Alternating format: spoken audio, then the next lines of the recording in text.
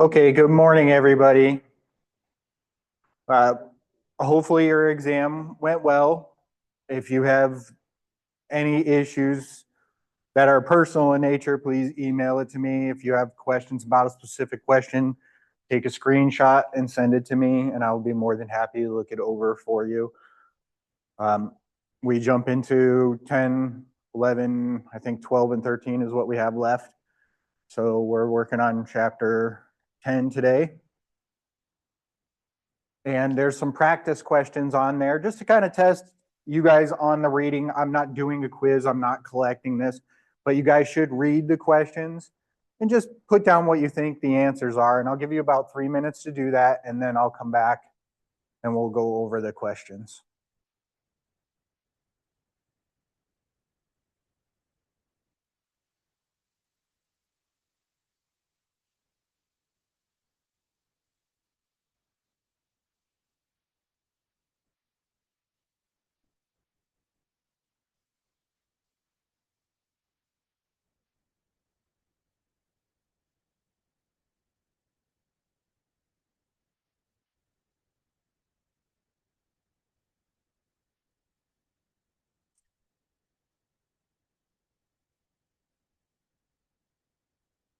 Okay. Is that a good season?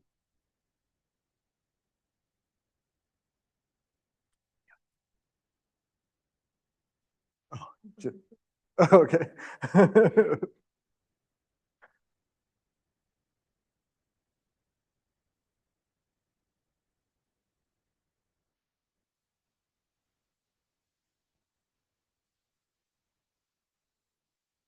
For those of you that are just coming in, and we're just giving everybody a minute to look at the practice questions. Kind of tells you how you did during your reading. This is just strictly for you, not a quiz, not collecting it.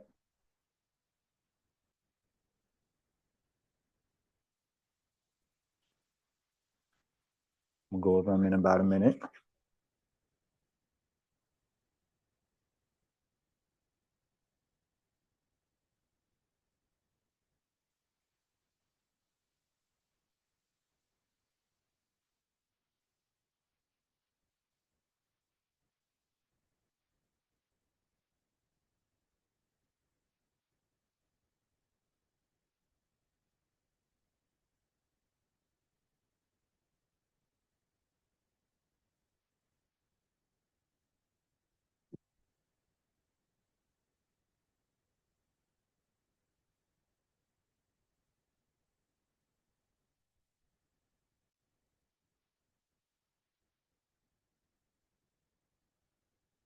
Okay, let's start with practice question number 1.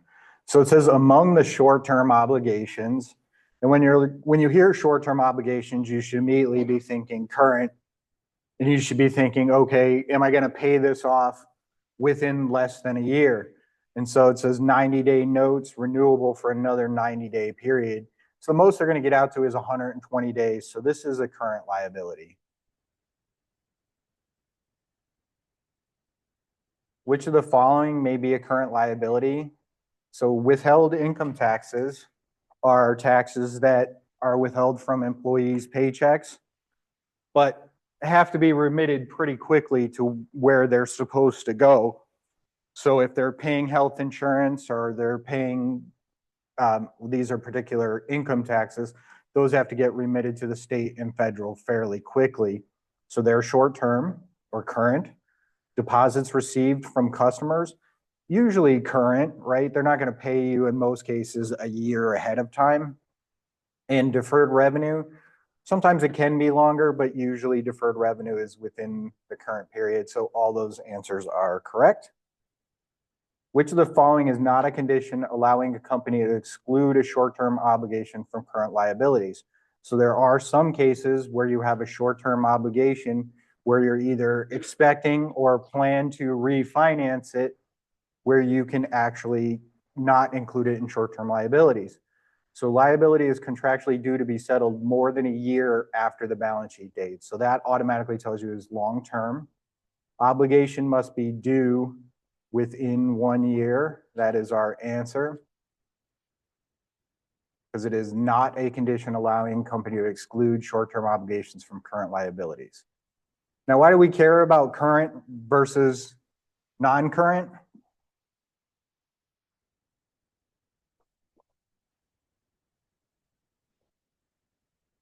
Right, it affects the balance sheet, it affects the analysis. So at the end of the chapter, it asks about some of your ratios. And I don't remember them all off the top of my head. I know there's only two.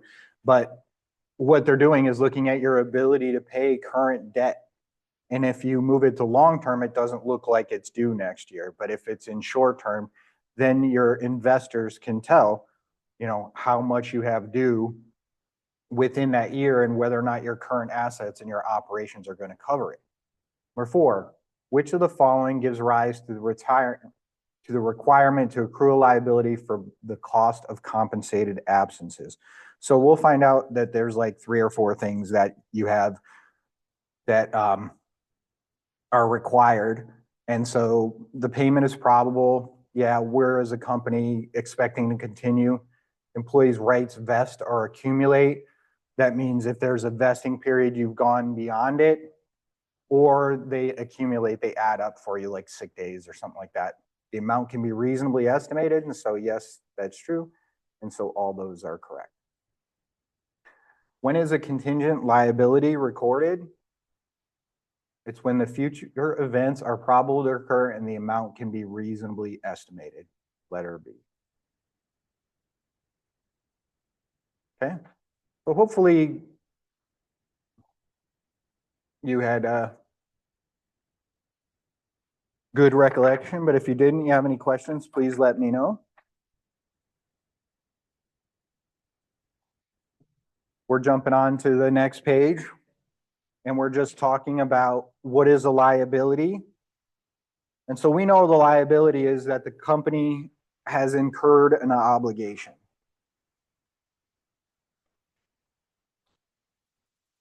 And so there are kind of 3 other pieces to that. They have a present obligation that requires settlement in cash, goods, or services.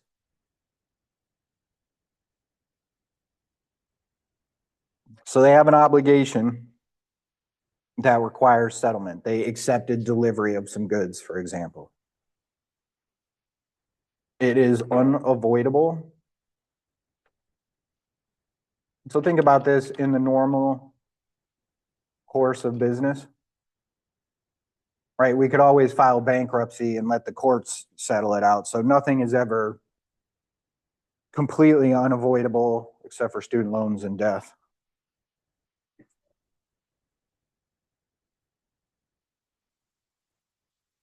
Number 3, the transaction already occurred.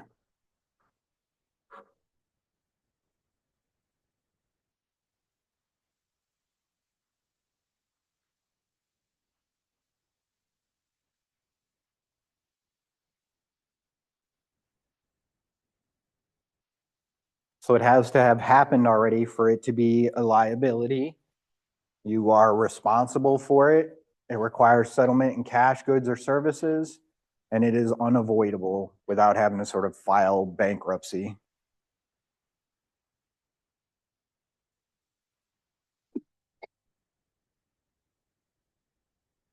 Giving you guys a chance to just finish writing those while others are waiting. You can think of some current liabilities to holler out at me. This is always the fun participation part of class, which I know you love so much. All righty. So what are some current liabilities?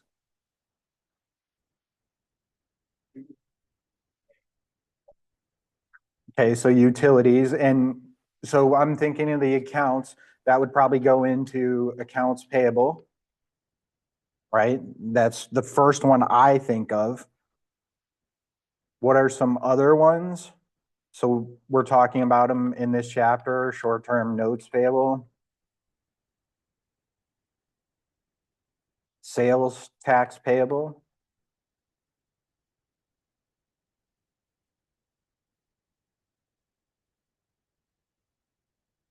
We had that withheld income tax payable. Unearned revenues. Remember, these are deposits for future goods or services. That's like when you pay for a subscription for 2 years, they can only recognize the revenue as they deliver it. So until then, it's a liability on their books. It's an unearned revenue.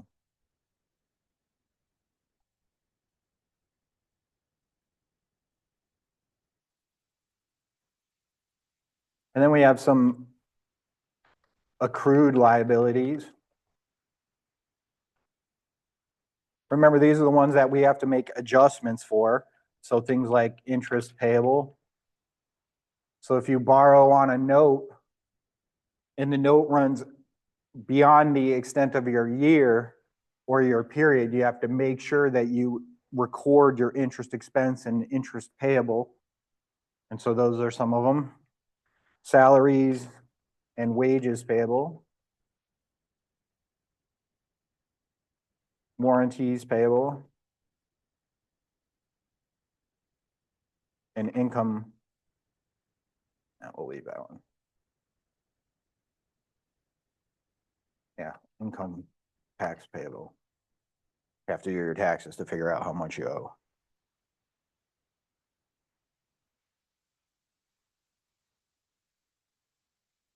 So remember, accrued liabilities are things that we sort of aren't getting a bill for, but we know that we're going to have to adjust at the end of the period. So we're making those adjustments. So we've got a note that we have some payments on. We have interest coming from the bank or interest due to the bank that we owe. We saw some of those things on our bank reconciliation. So any questions about our basic sort of current liabilities? No? Okay, good. I'll try to leave as much of those up there for another second as I can. And then we're going to jump down to trade accounts due to suppliers. So most of the stuff is filled in for you. It's just a reminder of what they are. We've now probably seen these expressed for 9 chapters, and we're just kind of digging into the details a little bit. But you should know accounts payable, be familiar with it. When we have an accounts payable account, usually what we do is we debit some sort of asset.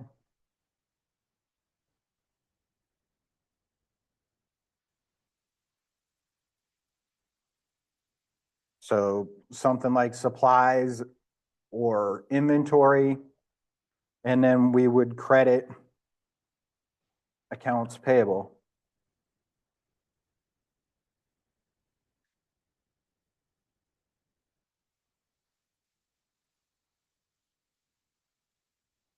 Keep in mind that your purchases may include discounts, sales volume discounts, cash discounts, purchase adjustment discounts. So when we're recording them, we're usually reducing the value of the asset that we recorded with it subsequently. At payment with the discount is you would debit accounts payable for amount due. You would credit cash net of the discount. And then you would credit discount.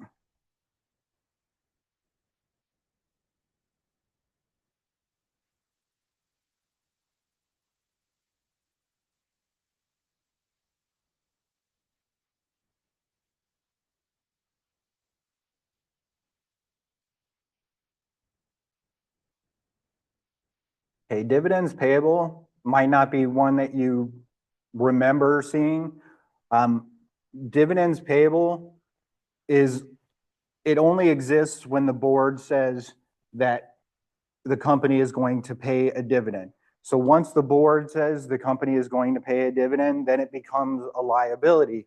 So when the board declares a dividend, your debit is going to be to retained earnings, and your credit is going to be to dividends payable. Now keep in mind, dividends are paid to owners of stock, so it's not an expense, but it reduces retained earnings.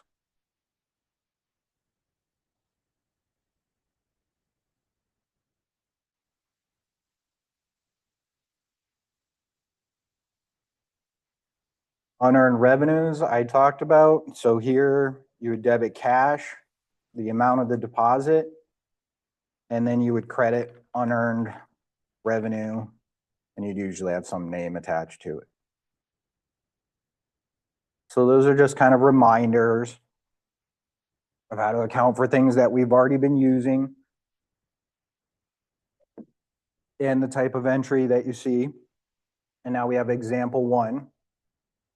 Venable newspaper sold 6,000 of annual subscriptions at $150 each on June 1. How much unearned revenue will exist as of December 31st? So we look and we say, okay, what is unearned revenue at June 1st? And so we have 6,000 times 150, and that equals 900,000. And so that is for a year. So divide by 12 to get monthly revenue. So 900,000 divided by 12. Say it again. 75,000, thank you. And then we say, well, how many months are going to be left after the year? Because it's asking how much unearned revenue will exist. So 7 months are used during the year. So 5 months remain. So 5 times 75,000. Good. 375,000, and so that's our answer B.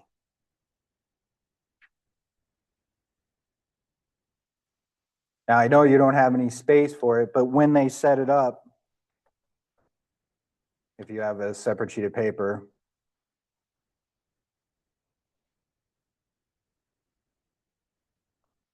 is what they would do is they would debit cash for 900,000, and they would credit unearned revenue for 900,000.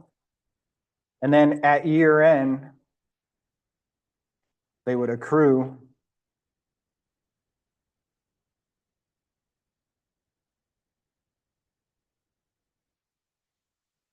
revenue earned. And so it'd be a debit to unearned revenue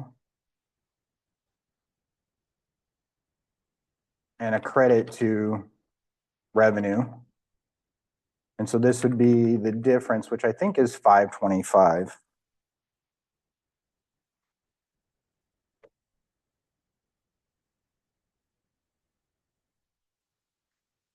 That leaves us 375,000 left over, right?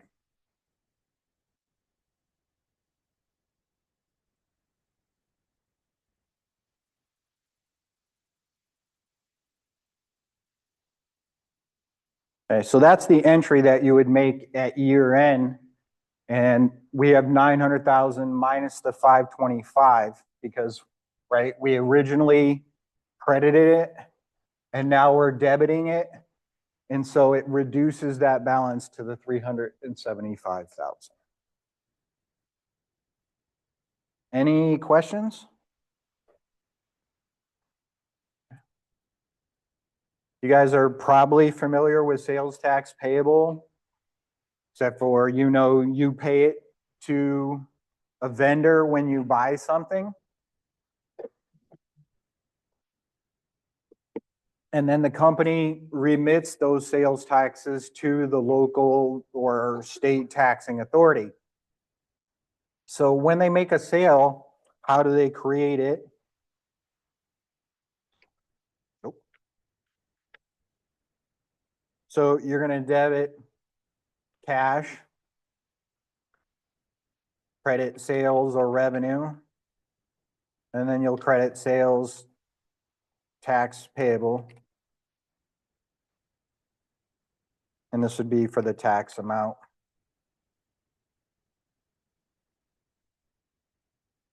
And this would be for the total plus tax.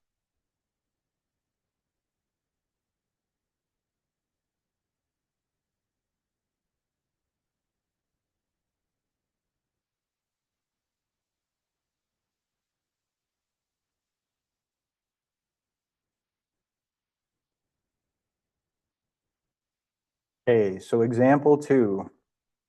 Bargain surplus made cash sales during the month of October for $375,000. The sales are subject to a 6% sales tax that was also collected. Which of the following would be included in the summary journal entry to reflect the sale transaction?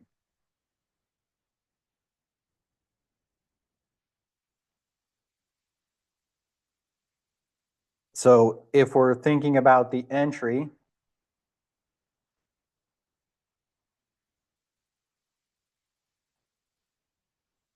the description would be to debit cash, to credit sales, sakes, sales. And so we know the sales were 375,000. And then sales tax payable is the 375,000 times 0.06. And that's 22,500. And so the total amount that bargain surplus would collect would be 397,500. Sorry, I didn't have that second row in there for you.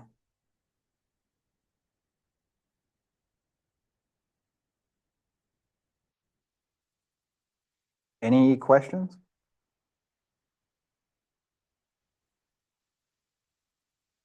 Okay. Income taxes payable. These are taxes expected to be paid within the 1-year operating cycle or year. And income taxes payable are usually calculated late in the next year. So the way taxes work for businesses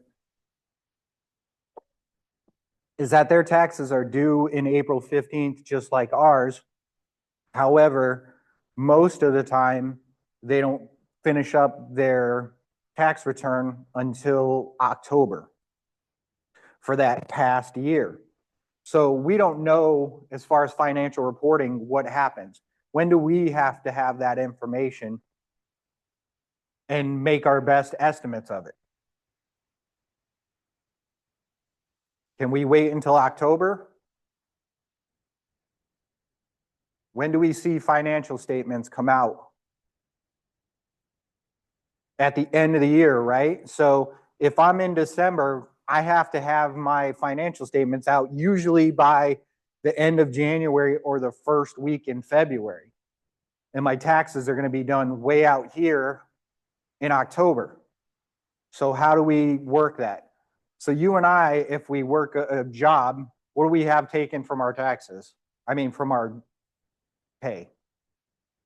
We have our taxes taken out. And their taxes are collected every time we get paid, so the government gets their piece. How do they do that for companies? They require the companies to pay quarterly. So even if the company isn't sure what they're going to owe, they have to look and say, okay, based on our sales last year, based on our sales this year, this is what we expect to owe in taxes. And so quarterly, they make payments.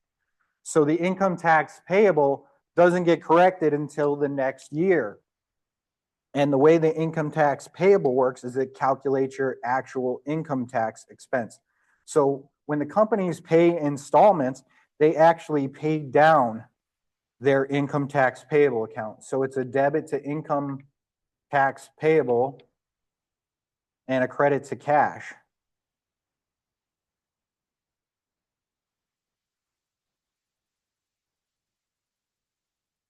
And you say, well, why are we debiting a liability? So the way that it works is that we're creating this income tax payable account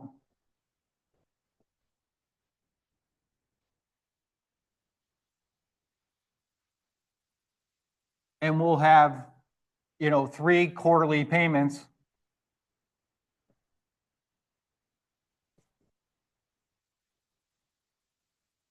And then at year end, we'll make the last payment, let's say 33,000. We're just trying to get this up.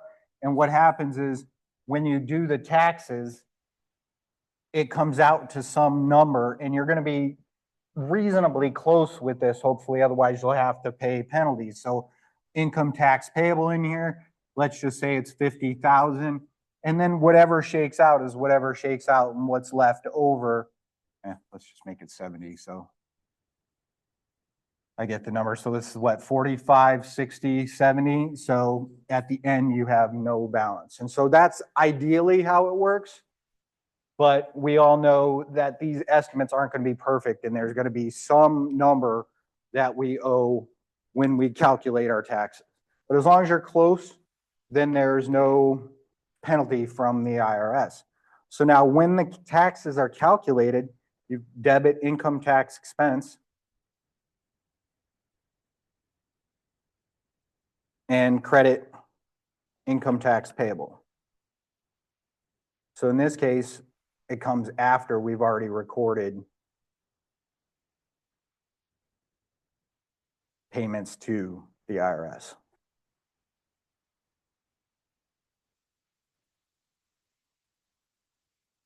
Okay. Short-term debt expected to be refinanced.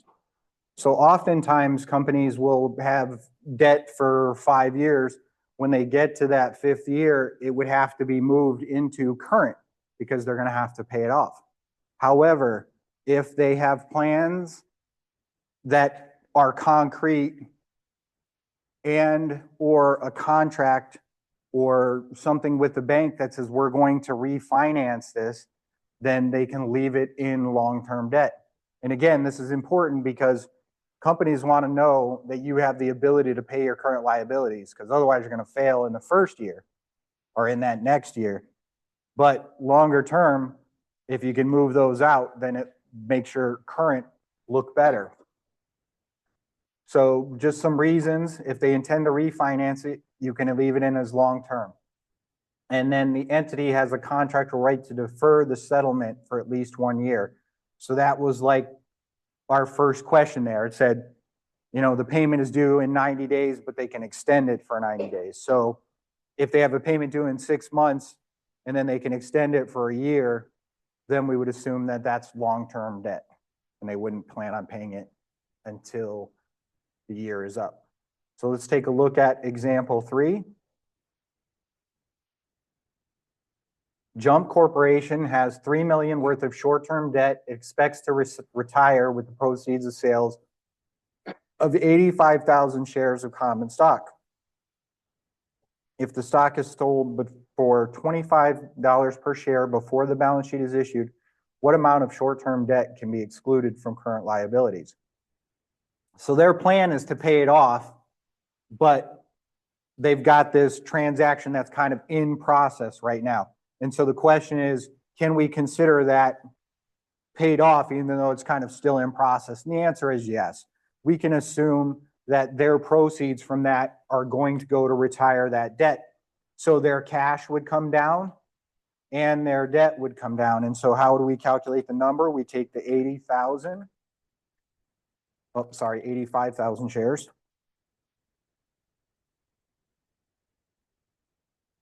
Multiply that by the $25 price per share. and that equals 2,125,000. And so that's our answer A.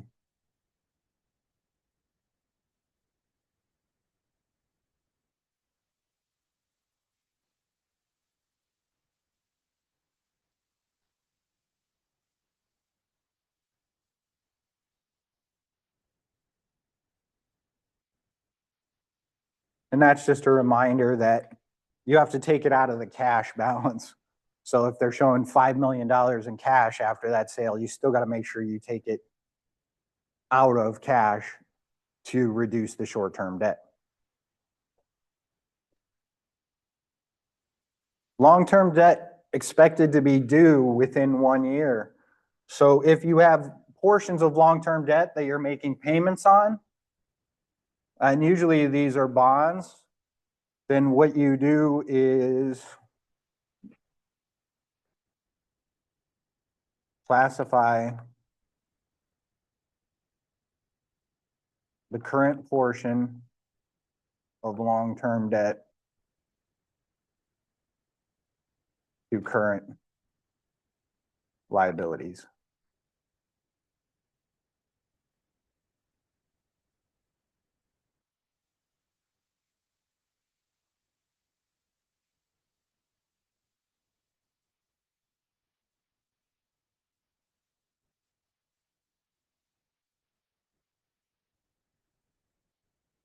Okay, example 4.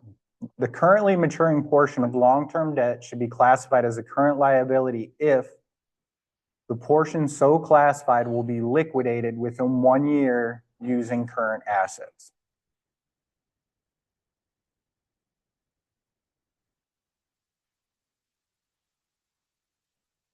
Any questions so far? Okay. Now we got employee-related liabilities. And these are liabilities that result from taxes paid by the employee through payroll withholdings.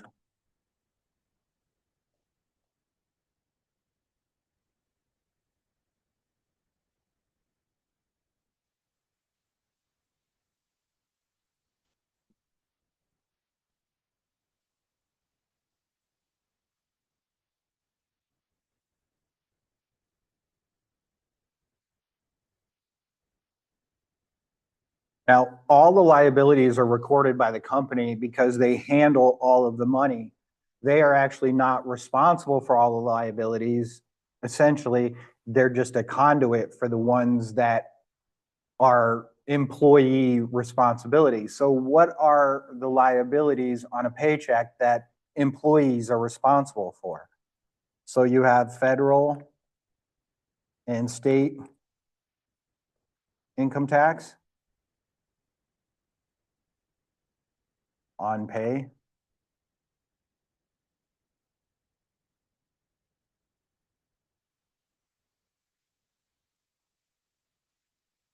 Any additional compensation withheld. And this would be like for 401k or 403b. So if they're temporarily holding your pay because you're contributing to your own retirement, that is also part of it. There are more. Things like union dues. Those are employee responsibility. Maybe the employee portion of healthcare.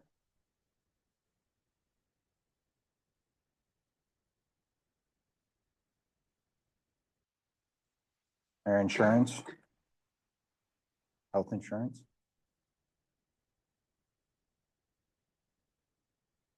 And then they're responsible for half of FICA,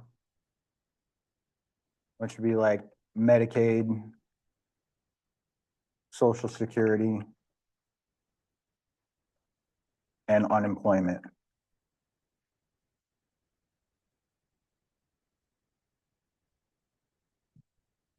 So have you ever talked to somebody who runs a single business or somebody who's a contractor, let's say works for Uber, DoorDash, something like that? So when you're a contractor, the employer doesn't contribute to any of this, right? They just pay you and then you have to account for all of that. So if you're a contractor or a single sole entity and you are working for yourself, you have to pay all of the FICA or Medicare. So single business people often have, if they're doing it on their own and have not remitted yet to Social Security, at the end of the year will have to take 15% of their revenue as a Social Security expense. Fortunately, if you work for a company, then you usually are able to save a little bit because they pick up half of that. But everybody takes things into account. Ideally, if you're a contractor, you want to make sure that they're paying you enough so that you can pay your taxes and still make a living wage. All right. So what is our entry here for employee paid expenses from payroll? It would be a debit to salaries and wages expense. And then you would credit any of these payables. So, and you can pick any one of them. I'm just going to pick two. So let's say union dues and state and local tax payable.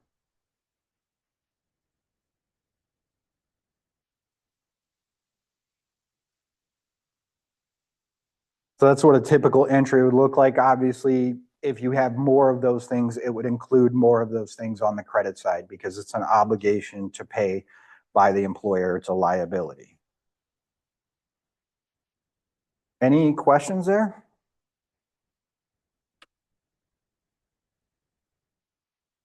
Okay. Moving on.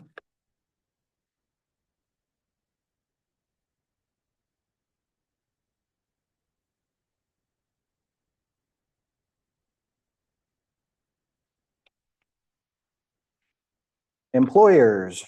What are the employers responsible for?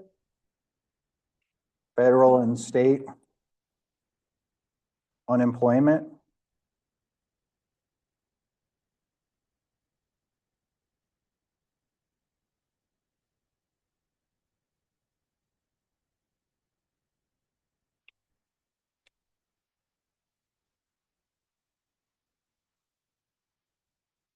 And you can make a note on there that the federal unemployment allows you a small credit based on what you paid to the state so that you're not double paying it.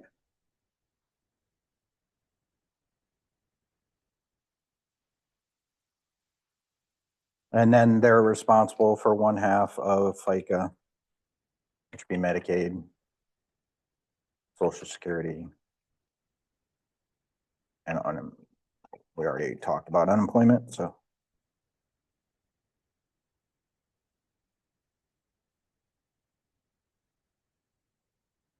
And so what would the entry look like for employer?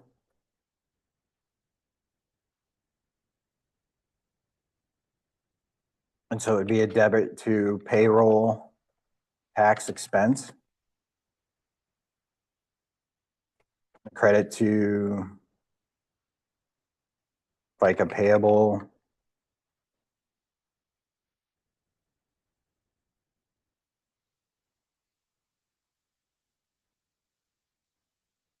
credit to federal and state unemployment. So something like that.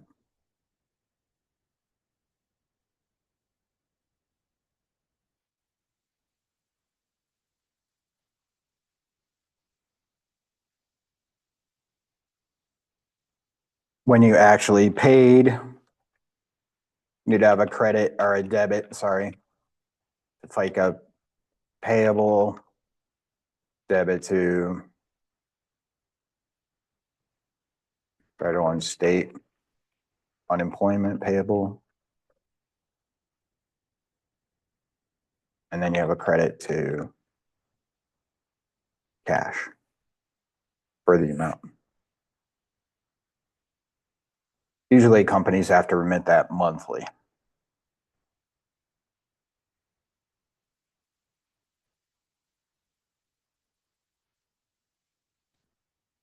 Okay. Let's take a look at example 5.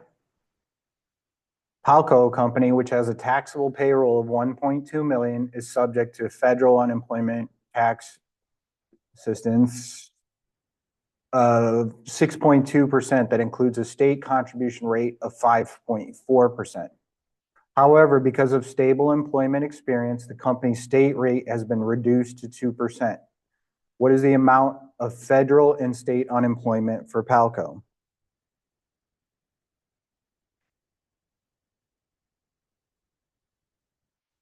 So we have federal,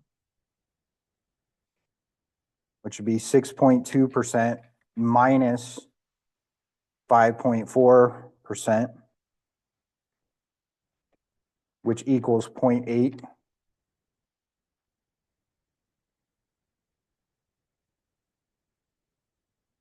State is 2%. So we add total 2.8%. 2.8% times 1.2 million. And that equals 33,600. And so our answer is D, 33,600.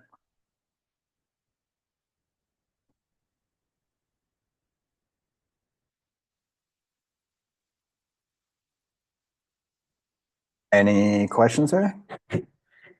Okay, you guys have practice number 1. And it's just a concept question, so give you about a minute for it.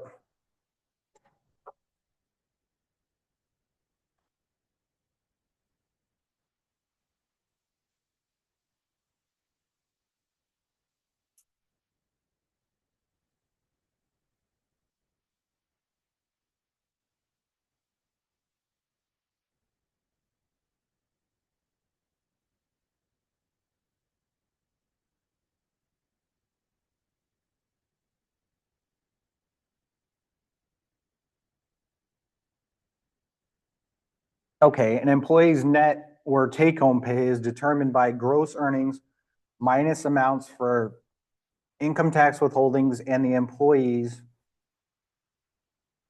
And this answer would be portion of FICA taxes and any union dues.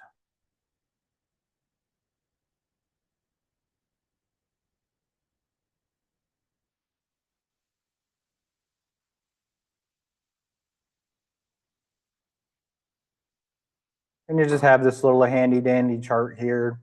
Income tax withholdings, it's the employee share.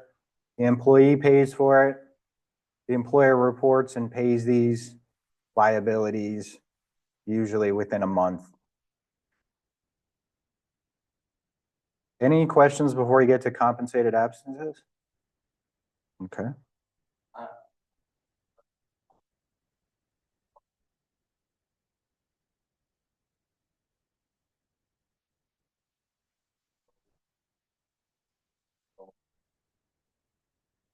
So the federal is 6.2%, but they allow a credit to the for state of 5.4%. Now you say maybe why wouldn't it be 2%?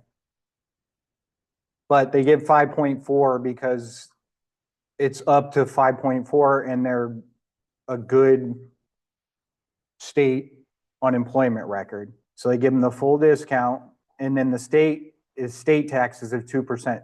So they pay 0.8 to federal plus 2 to the state. And so their total is 33,600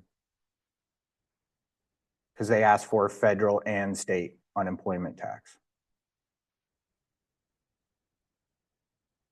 So if you ask for federal, it would just be the 0.8%. If they ask for the state, it would just be the 2%. Okay.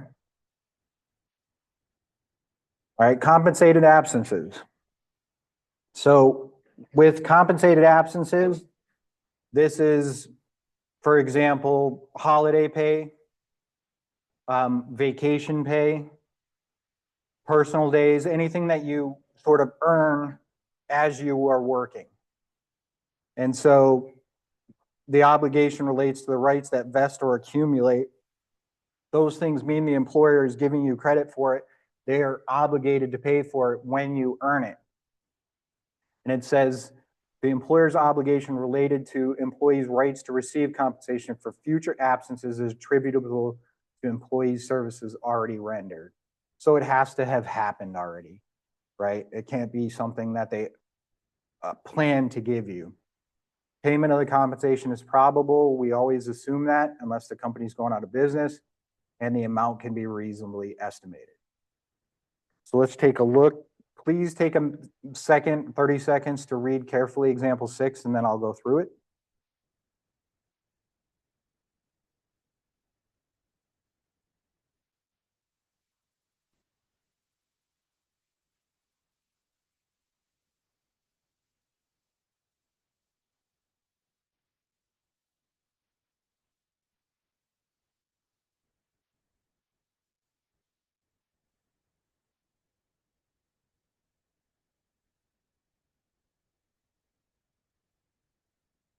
Okay, it says the company gives each of its 75 employees, assume they were all employed continuously through 2020 and 2021, 12 days of vacation a year if they are employed at the end of the year. The vacation accumulates and may be taken starting January 1 of next year.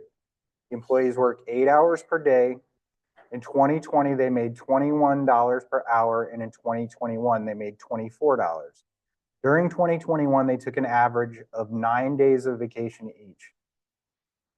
The company's policy is to record the liability existing at the end of each year at the wage rate for that year. So what amount of vacation liability would be reflected on the 2020 and 21 balance sheets? Okay, so 2020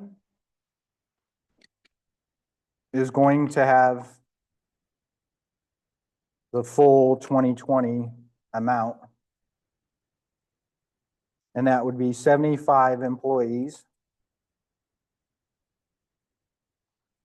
times 12 days times 8 hours per day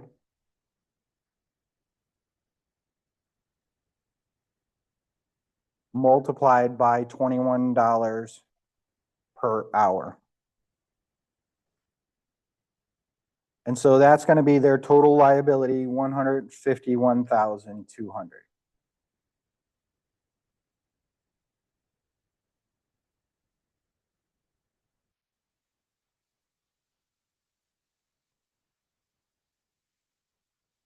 Okay. In 2021, 3 days from 2020 carry over.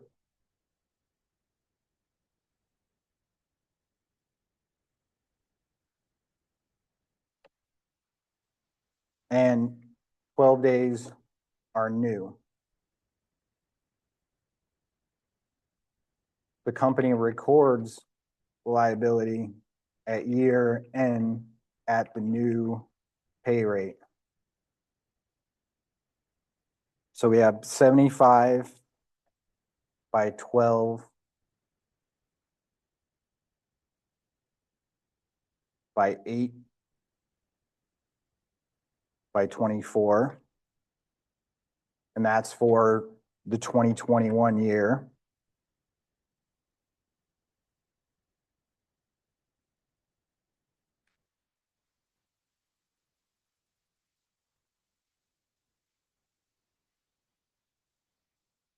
and that equals 172,800.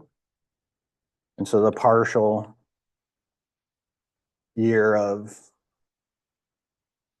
2020, they had 75 times 3 months times 8 times 24. And that equals 43,200.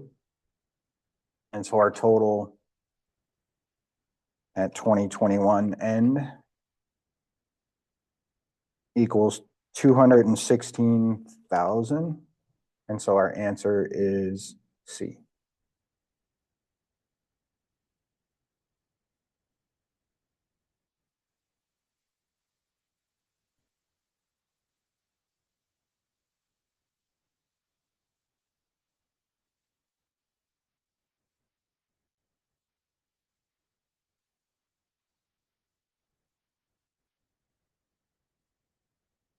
Just giving everybody time to write that down.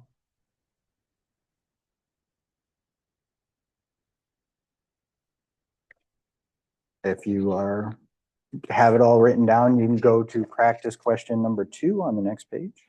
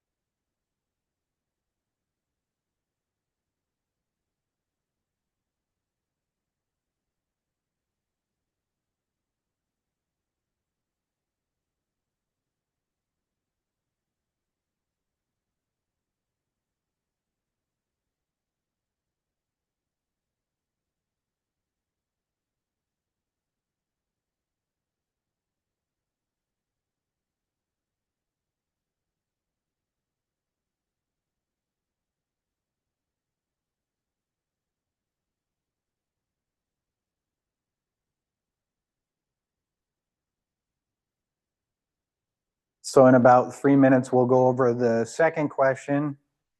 You guys can talk to each other. It's not a quiz. You can work together. Please try to work through it. Don't just sit there and wait until I get there to write the correct answer.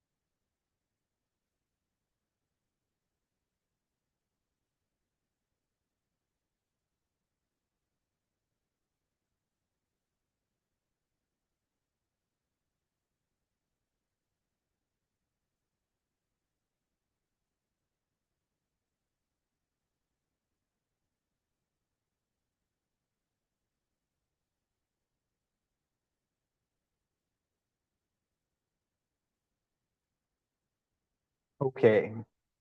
So practice question number 2 says, what is the amount of expense relative to compensated absences that should be reported on Vanco's income statement for 2020? And so it says that it's chosen to accrue the liability for compensated absences at the current rates of pay in effect when the time is earned. So that tells us, okay, we've got 70 employees.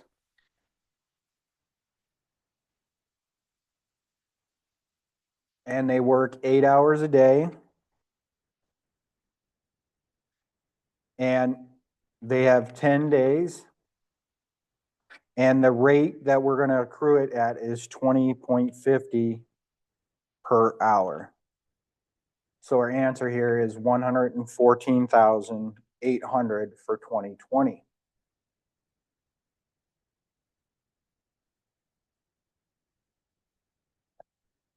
Now I'll give you guys about 3 minutes to do this one, and it's asking, what is the amount of the accrued liability for compensated absences that should be reported at December 31st, 2022?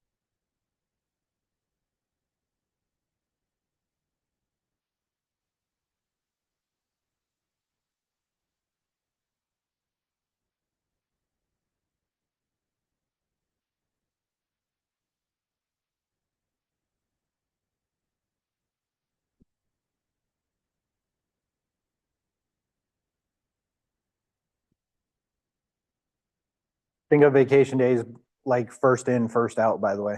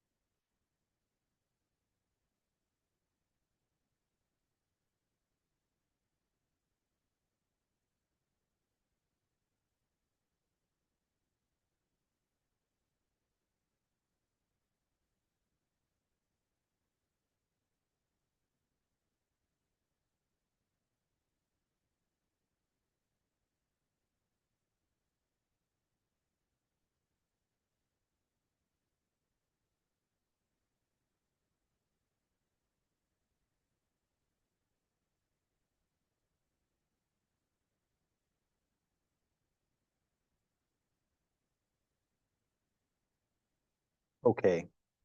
So what we want to do is look at many days were earned,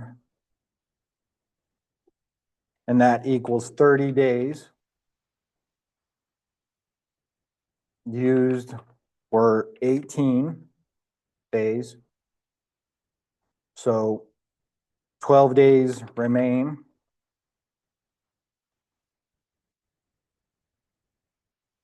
So that would be 21 has 2 days, and 2022 has 10 days.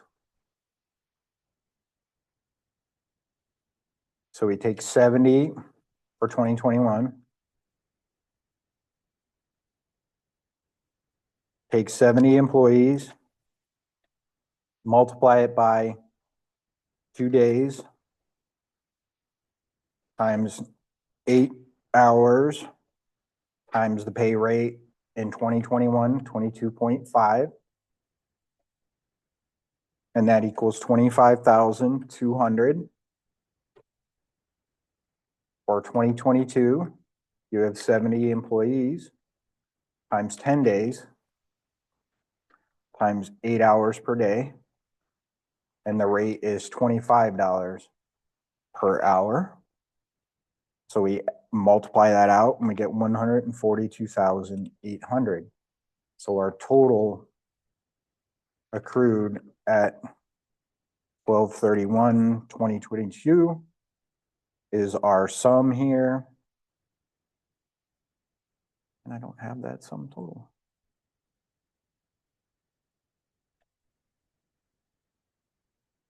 $168,000. And so that is letter A.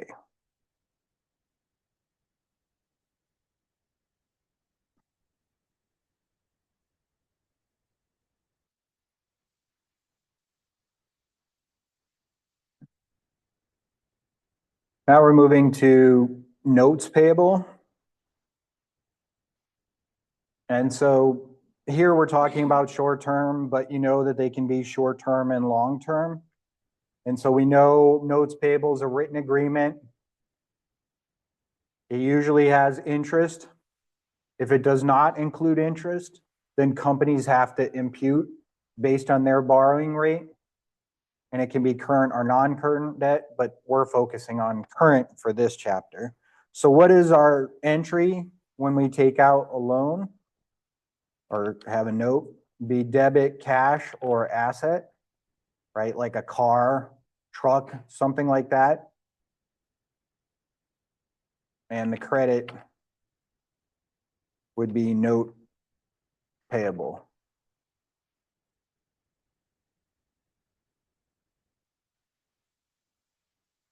Now we have to record interest expense, whether we accrue it or if it's timed right with the payment. So you'd have a debit to interest expense. And then you'd have a credit to interest payable or cash.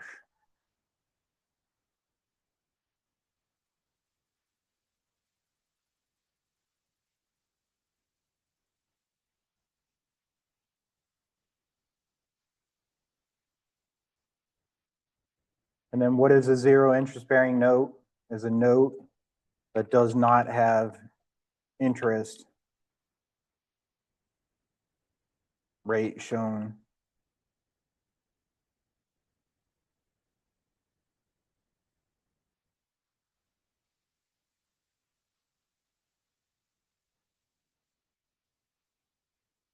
on its face.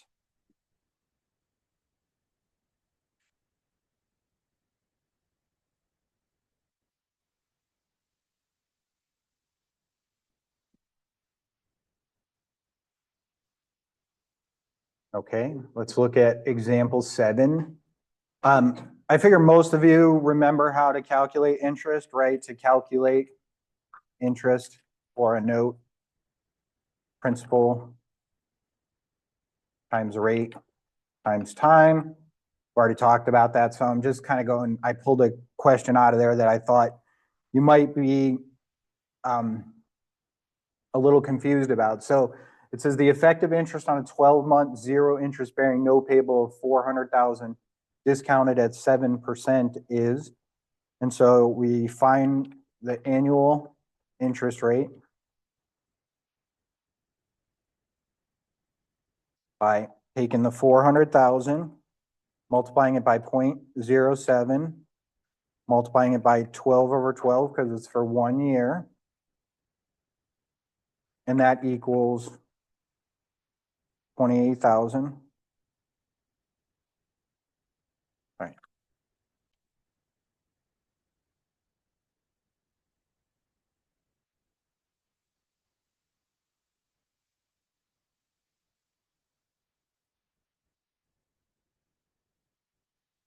And then you subtract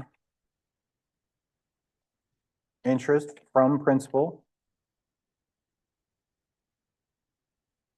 So we have 400,000 minus 28,000.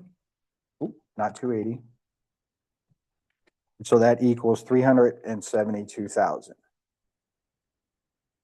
So you take the interest amount and divide by the net proceeds.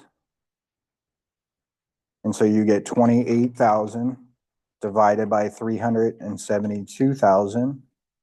And that equals 0.0753 or 7.53%.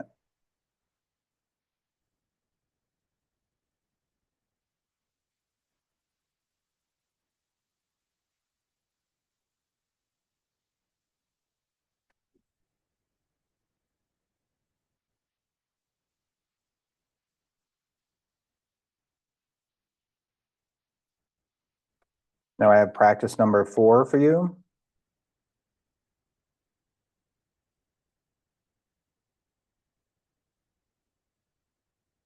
About 2 minutes.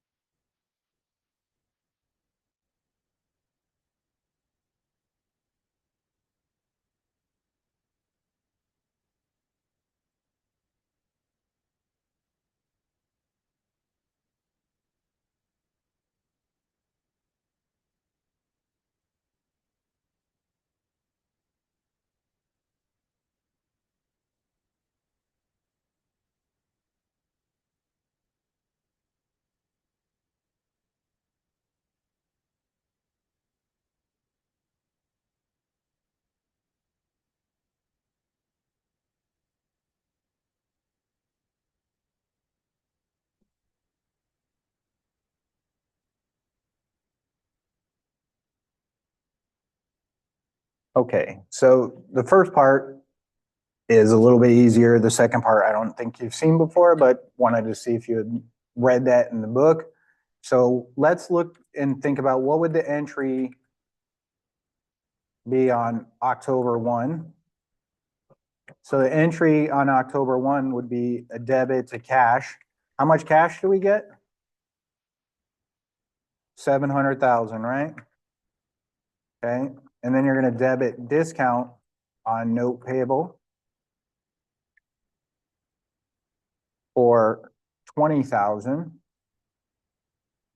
And then you have a credit to note payable for 720,000.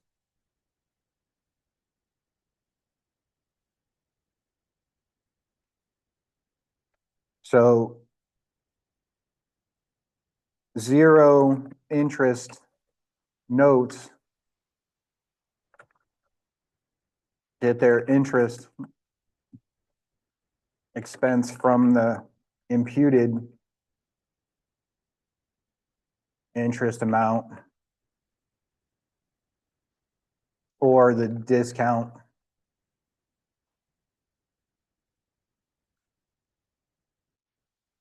So here they had 720,000 is the amount for the loan minus the 700,000 in proceeds.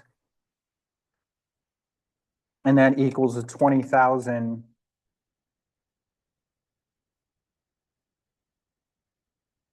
counting interest expense. But it says how much is recognized from October through December. So we have to take 20,000 and we divide by, I think it's 5 months, because it's March 1, 2021. It's 20,000 divided by 5 months equals 4,000 per month. And so we have 3 times 4,000, and that equals 12,000.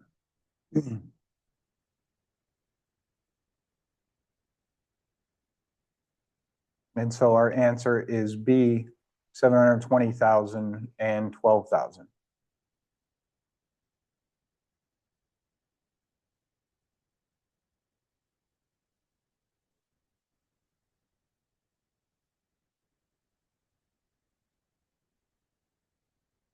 Five minutes left. Let's see. I want to.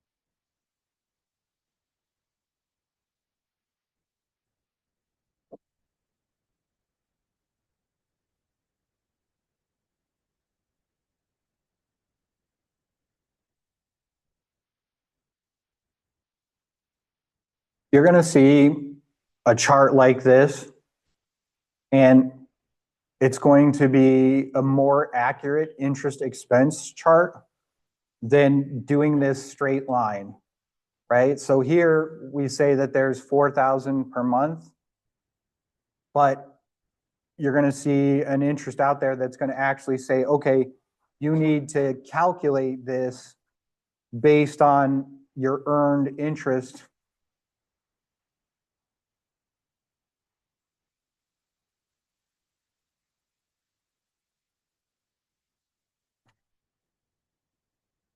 And so it gives you a more accurate picture of when interest is incurred. And so I want to make sure that you read it. We don't have enough time to go through an example now, but I want to pull it up here and show it to you.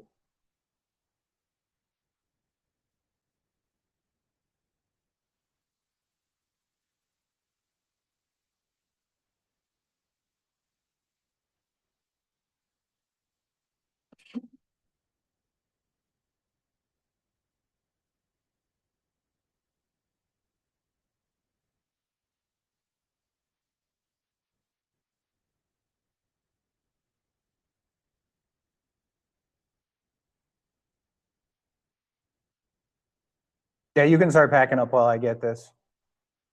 But